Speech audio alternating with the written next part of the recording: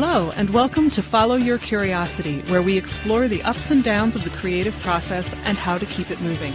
I'm your host, Nancy Norbeck. I am a writer, singer, improv comedy newbie, science fiction geek, and creativity coach who loves helping right-brained folks get unstuck. I am so excited to be coming to you with interviews and coaching calls to show you the depth and breadth both of creative pursuits and creative people, to give you some insight into their experiences and to inspire you. I started this podcast because, as you might imagine, it would be a little tricky to be a creativity coach without having a real affection for creative people. Not only do I love my fellow imaginative folks, I especially love hearing their stories. I always get something out of the challenges they've overcome, the things they've learned, and just hearing how someone else experiences the ups and downs of the creative process. I realized that if I find these stories and lessons valuable, others would too. One of the things I'm really passionate about is the idea that all of us are creative. Yes, even the people who roll their eyes or shake their heads as they say, "Oh no, not me, I'm not creative." If you ever imagined anything as a child, spoiler, you did. You're creative, even if someone managed to convince you otherwise. As a result, I think it's important to show the diversity of creativity on this podcast, both in the people I interview and by featuring actual coaching calls. In order to make the first few calls happen, I've enlisted some friends and volunteers who are looking for a little help with their own projects, but I'm hoping that you will volunteer for a future call. If you're intrigued by what you hear today and think I could help you with something you're working on, please ping me on Instagram at FYCuriosity or send me an email at nancy@fycuriosity.com and we'll set something up. Without further ado, here's our first call-in episode. Enjoy. I am talking today with my friend Emily, who I actually haven't seen since she moved away about 10 years ago. So this is going to be tons of fun. And Emily is an artist who does all sorts of cool work. I'm sure even cooler than what I remember from 10 years ago at this point. But anyway, Emily, what is your creative dream and what's getting in the way? Oh, hi, Nancy. It's so good to talk with you. First of all, too. Wanted to just say hello. What is my creative dream and what is getting in the way? Well, that's a big question. Mm-hmm. And my answer is actually that's the problem. Is I've had a lot of creative dreams over the years that I've followed pretty thoroughly. You know, I've had the luxury and the freedom and the great gift, blessing in my life to be able to follow my creative dreams. My issue right now actually is I don't have the willpower or the energy in my life or even really the time to even create a creative dream. So my concern is that I don't have a creative dream right now. And so I guess what would really help me is if we could have a conversation about, is that wrong to not have a creative dream? Okay. And I can tell you some of the dreams I've had that I followed. Part of my issue relates to the fact that a lot of my creative dreams didn't pan out how I wanted them to. Okay. And I could define that as failure, but I know I shouldn't do that. Mm-hmm. So figuring out how to redefine some of my past creative dream foibles, paths, false starts. I don't want to call them failures because they're not, but I've had creative dreams that didn't pan out. Okay. So figuring out why I don't have creative dreams now and what I should do about it. That's a long answer.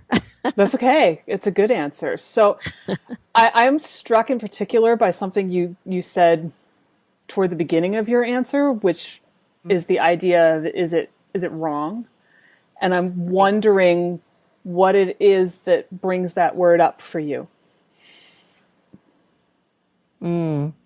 Well, is it wrong to not have a creative dream? Is that what you're looking at? Yeah.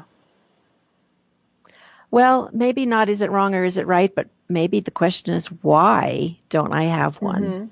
Mm-hmm. You know? Yeah. Is there I'd some love part to of know. is there some part of you that's telling yourself that it's wrong not to have one? Or that there is a right and wrong here at all? Well, I've had a lot of creative dreams that I've been lucky enough to really pursue thoroughly. And what's curious for me is how none of them really turned into some lifelong, permanent path. I had a lot of stops and starts the last 10 years, I'll say. And that's since we moved away from New Jersey. So it's kind of interesting that that's since I've known you, since we really haven't talked for a decade, actually. Mm-hmm. And what happened was, a little history is, when we left New Jersey, I was going to give myself a 6-month sabbatical to figure out what I wanted to do. Because I had big ideas and I wanted to pursue the correct one. I didn't want to jump in and kind of dip my foot in the pond over and over. So I said, I'm going to take 6 months and I'm going to really think about this and journal about it and be creative and open up all my horizons and try to figure out what's my big creative work. What's the next thing? And maybe this is just how I am, but I kept trying things and they didn't exactly go the way I wanted. And I try something else. And I don't want to use the word failure, like I said, but I kept having dead ends. Mm-hmm. Dead end after dead end after dead end. For lots of things that look like success to people. I mean, I wrote books, I published them, I had art shows, I have an agent that represents me. So it wasn't that nothing happened. It was that there was no one clear direction. Okay. I kept kind of veering, or swerving. I know that's the popular word now. Swerve. But how many times can you swerve, Mm-hmm. So finally, about a year, here's really what happened. And if I'm being long-winded, so okay. Interrupt me No, anytime you go. What happened a year ago was catastrophic. And 2 years ago, I got a job teaching online. So I'll start with that. I needed to finally make money because the books and the agents and the art shows and the art journaling business and the book design business never made any money and never were successful. So all of those things were dead ends. Finally, 2 years ago, I took a job teaching English to Chinese students online because I had to earn some money after all these years of really floundering. Sure. So I love this job. It's going well. I work from 3 to 8 in the morning. That's my work. Mm-hmm. And when you're done working at 8 in the morning, you have a day to do stuff. So I thought, perfect, this is going to open up my creative world. But then a year ago, the catastrophe I mentioned was my daughter was in a near fatal car accident.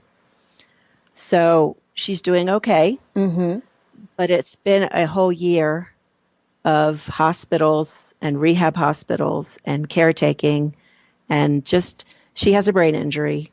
So a fair amount of my energy right now is caretaking for her and for my elderly mom. My mom is 89 and lives nearby, and I spend a few days a week with her.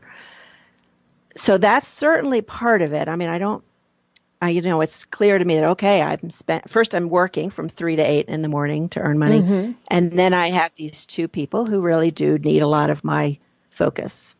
Right. So that could explain not having a creative, creative work that's blossoming right now. But I don't know what to do about that. I paint in my journal. In fact, I know your readers can't see this, but I do work like this in my journal, and I paint whales. That's almost like a spiritual practice for me, painting whales. Well, they're awesome. And thank you.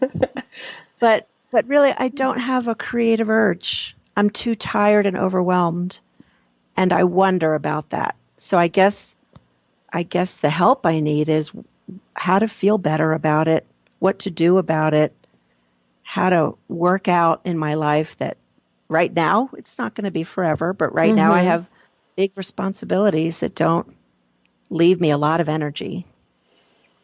So I think you're right, because as you're talking, I'm kind of thinking, well, yeah, that'll take a lot out of you.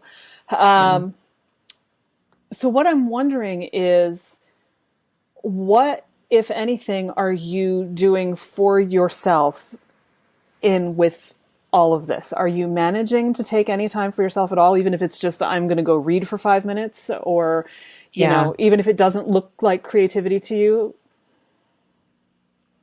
Yeah, I try. I really do. I know it's essential. Well, it's essential. I know that. But I guess I'm so low energy that I do things like I knit or I take a nap, you know, or I sometimes, you're going to laugh, I just sit. Not my laughing leisure, at all. I just sit. Or I watch TV, which I really isn't something I enjoy that much, but just kind of doing nothing. And during the doing nothing, I keep thinking I could be painting, I could be writing, I could be working on a book, I could be doing a blog entry, but so I put away the guilt. You know, I know there's no shoulds in life, but I'm sad that I don't have more time and energy for creative work. So maybe that's my problem. I'm sad about it. And what to do. Like, you know, like I showed you, I do little paintings and I knit and I have very small things, but I miss having a big creative project. I do miss it, but I just don't find the space. Right. Do you have a piece of paper handy? Yep. All right. Let's try something. Okay. Ready. All right. At the top of your piece of paper, actually, no, not at the top.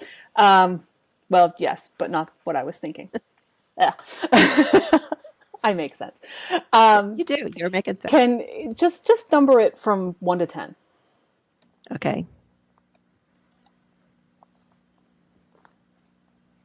All right. 9, 10. Done. Okay. And take a minute and see if you can just put down things that you can give yourself credit for from the last, maybe just the last week, just to make it, give you a container. Things that anything. I achieved, you mean, kind of? Anything that you accomplished, whether it's, you know, doing something for somebody or doing something for you, though in your case, maybe, you know, make sure you include the little whales and things like that. Okay. And if you have more than 10, keep going. Okay. Just this last week, right? Yeah. If you think of other things, that's fine. But just to give you a parameter. Okay. All right. I'm working on it. Might take me a minute. So. That's okay. Take your time. And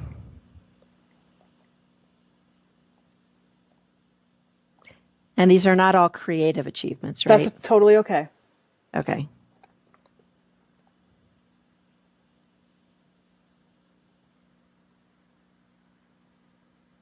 I'm getting stuck at number 8. That's okay too. Okay. I have 8. 8 is pretty good. Okay. So when you look at your list of 8 things, are they things that you had given yourself credit for yet? Or had you just kind of said, this is this thing I just did. No big. Check it off the list. Interesting. Yeah, given myself credit for. You're right. I don't think I did that. I think I just got through. Well, yeah, I did not give myself credit for these things. I knew that I did them. I mean, I understood that, oh, good, I got that done. Right. Yeah. Yeah. And it's funny, as I was writing them, I was thinking, well, wait, is this creative or not? Is this creative or not? Because they didn't fit into my normal definition of what I could achieve as a creative person. Yeah. Like one of them is I cooked a really good carrot recipe in my hot pot. Hey. And I thought, yeah, cooking, whatever. But it did feel really good. It was a new recipe. I have this new hot pot where you put in vegetables and like in 2 minutes you have cooked vegetables, which is really pretty cool. But yeah, I wouldn't have thought of them as creative achievements until you asked me to phrase it, that way. Yeah, so if you think of them that way, how does it feel to look at that list? Yeah, I feel better about myself actually, because I did a lot. I mean, I do a lot, but it doesn't feel like it's creative work.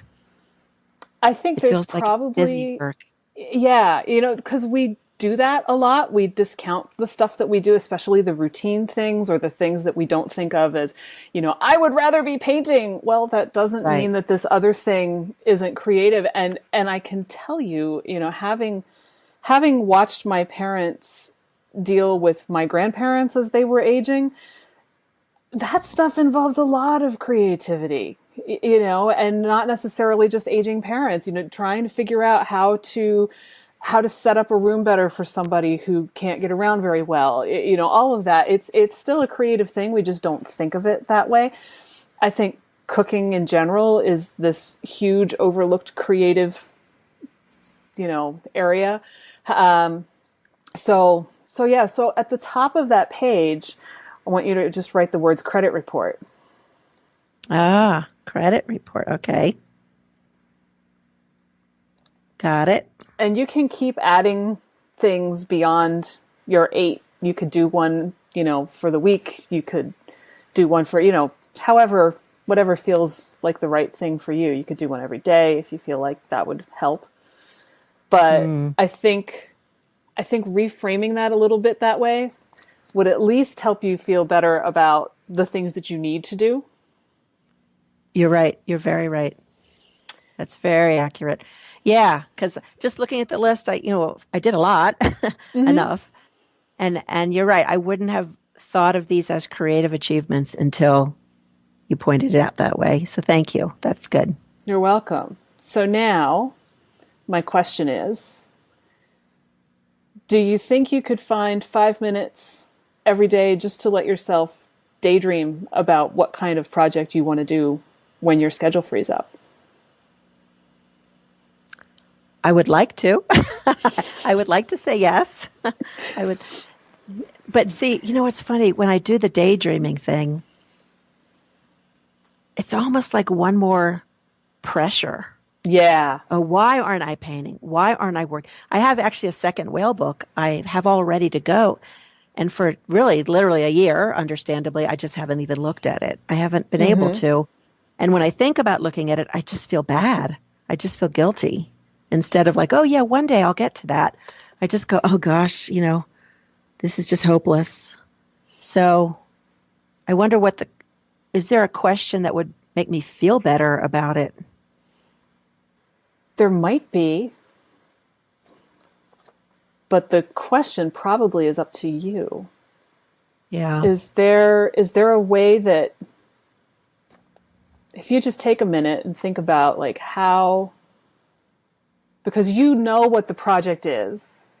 So, if you imagine the project and what you want to do with it without any of the why and the should and any of that. Right. What is it about it that makes you feel the best? Or makes you feel the most engaged?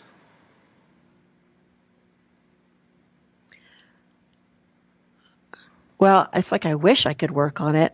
Well, that's not really true. I mean, I'm going to be really honest. I don't feel like it. I wish I wanted to work on it. Is that better? Yeah. I wish I had the urge, and I just don't. I just don't have the urge. So, given everything that you just put on your list, and everything that you're trying to juggle right now, how does it feel if I say to you, it's okay not to want to do this right now? Thank you. Yeah, that feels really nice. It feels nurturing. Yeah. And I've been trying to say that to myself, but it's like I lost my mojo. Do you know what I mean? Yeah. I'm not in the flow. I stepped out of the river. I'm sitting on the bank of the river, perfectly happy to do nothing and feeling a little guilty about that. I kind of wonder if maybe the guilt is more the problem than anything else, just because in general guilt seems to be that way. But I mean, you have a ton of stuff on your plate right now. I mean, frankly, you've got at least 2 or 3 plates going. Yeah. And sometimes it's not the worst thing in the world to take a break from creative work, because brains only can do so much at one time. And, it could just be that, the guilt is what charges the whole thing for you, I think.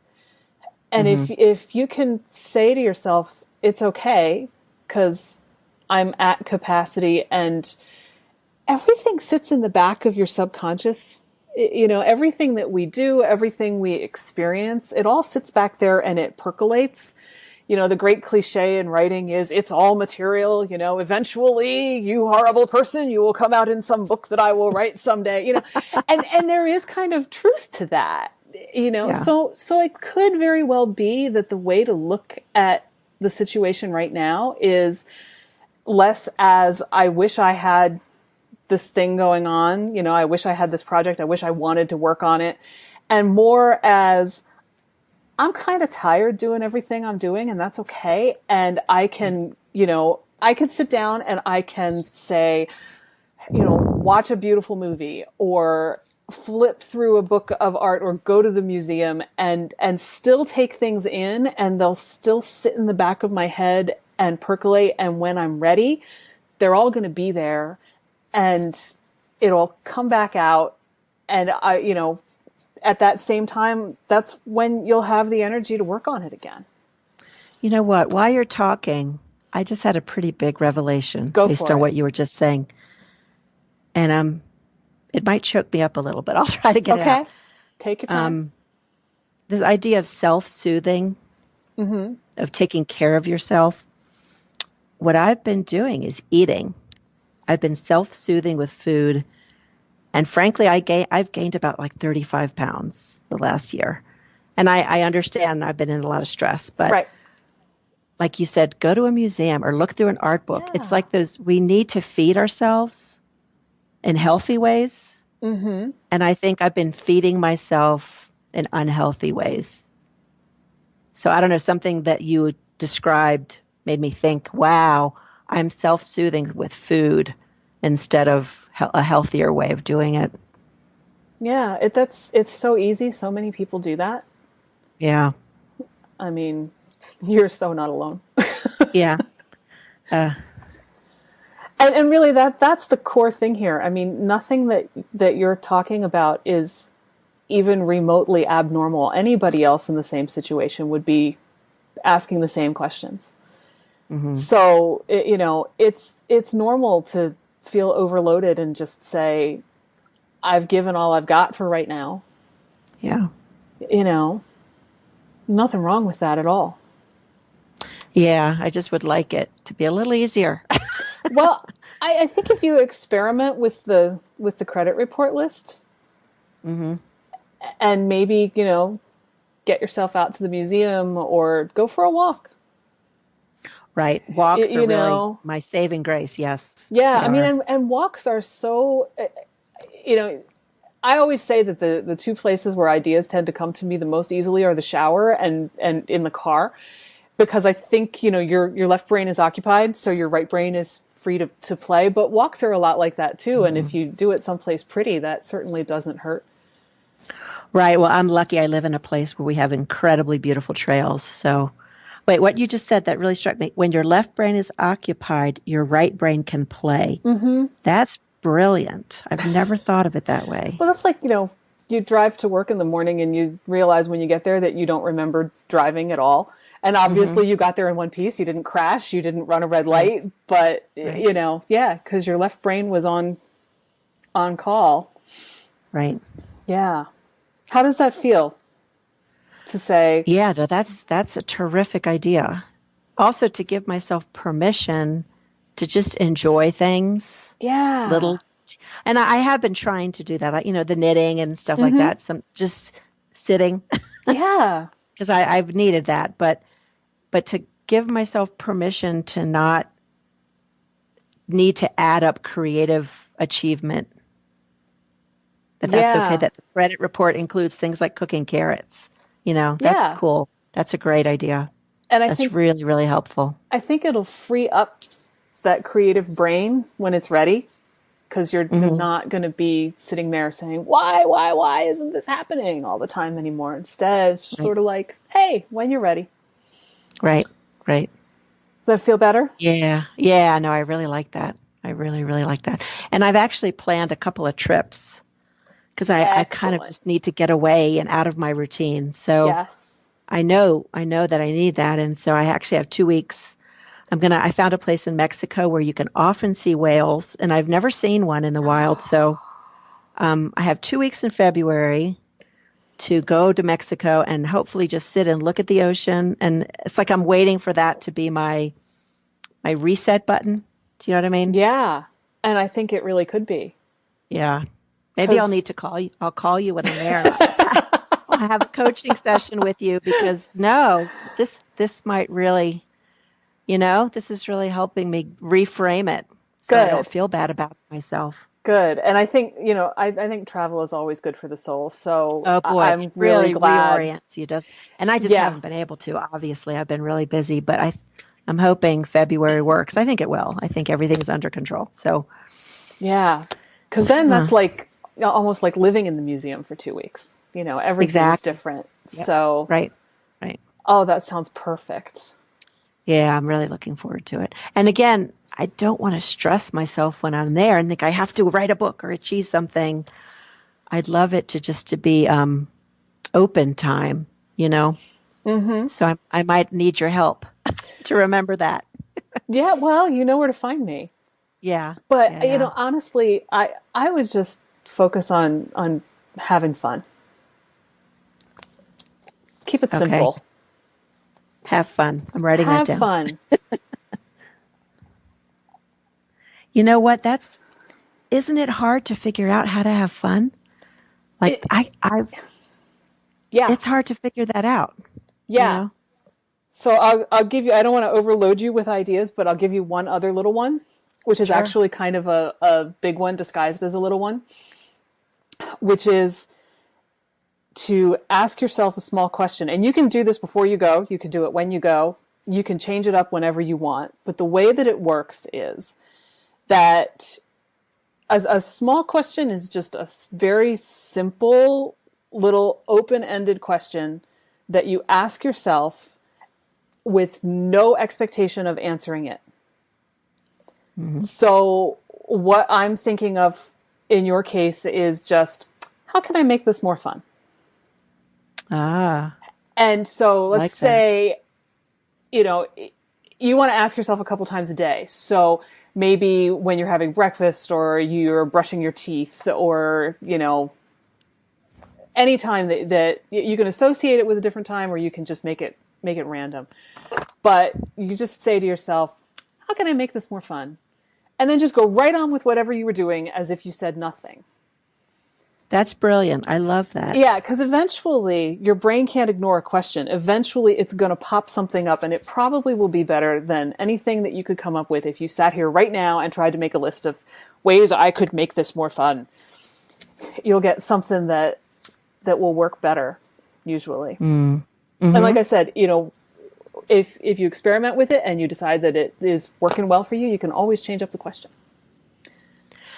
But for what I love? I love that, just the idea that fun is valid and valuable and worth pursuing, Yeah. I love that, because actually it's not been a very fun year. It's been a pretty awful year with my daughter's issues, and hospital bills. And I mean, it's been the trauma of my life, actually. Yeah. So fun is not something that's been in my playbook for quite a while. So that's a really, really terrific idea. I hereby give you permission to have fun. Oh, thank you, Nancy. Oh, gosh. Really? You don't know how huge that is for me. That's incredible. That idea that it's valid. It's totally valid. To just have fun. Totally valid. Wow. If, I highly recommend, if you can find a couple little kids to hang out with for an hour or two. Well, I teach little kids every morning for 3.5 hours. So I do little kids. That's true. Enough with little kids. I get my fill of. No, it's actually, my job is fun because I have to be super enthusiastic, and I'm teaching them English, and they are adorable. Mm-hmm. So it's funny that my work has actually been a lifesaver for me this last year, because we're required to be super high energy and to praise them incessantly. And they're adorable. My students are like age 5 to 10 and they're just learning English. Oh, wow. So they're, but yeah, having fun is part of my job, but that's been almost mandated when I teach. I don't usually have fun for myself, if you know what I mean. You're allowed to have fun for yourself. Yeah, for myself. It's important to have fun for yourself, but don't let the it's important idea turn into pressure. Right. Yeah. Right. But just, how can I make this more fun? That's huge. Yeah, no, that's really, really helpful for me. So credit report and how can I make this more fun? Yep. And don't forget to feed yourself. Not food. Not food. I've been feeding myself lots of food, but yeah, you're right. Other than go to the museum, go for a walk, look at somebody's art, listen to music, whatever it is that sounds like the right thing at that moment. Mm-hmm. Yeah, no, that's really exactly on point. Good. Is there anything else that we might have missed? Let me look at my list. Wow, you answered most of these questions I wrote down. I think probably you know what's funny? Answered them. 1, 2, 3, 4, 5. I wrote down 5 things I wanted to figure out, and I think without me even telling you these 5 things, you seem to have almost hit them all. Good. Wow. Yeah. Wow. Thank you. You're welcome. That's awesome. Let me know how it goes. Okay, I will. I'm rooting for you. Yeah, no, this was incredibly helpful. Good. This was really, really awesome. Good. I hope you enjoyed listening in on today's call. If you'd like some help with a creative dilemma you're facing, I'd love to talk to you. Leave a comment on Instagram at FYCuriosity or email me at nancy@fycuriosity.com and I will be in touch. Thanks. You can find show notes and learn more about how you can work with me to follow your curiosity at fycuriosity.com. I'd also love for you to join the conversation on Instagram. You'll find me at fycuriosity. Follow Your Curiosity is produced by me, Nancy Norbeck, with music by Joseph McDade. If you like Follow Your Curiosity, please subscribe, rate, and review on Apple Podcasts or wherever you get your podcasts. And don't forget to tell your friends. It really helps me reach new listeners. See you next time.